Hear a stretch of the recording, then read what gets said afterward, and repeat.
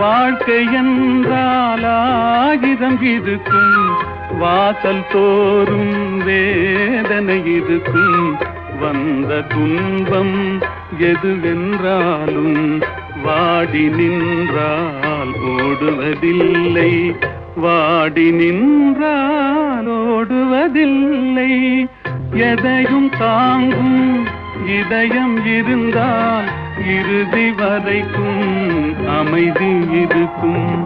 மயக்கமா கலக்கமா மனதிலே குழப்பமா, வாழ்க்கையில் நடுக்கமா.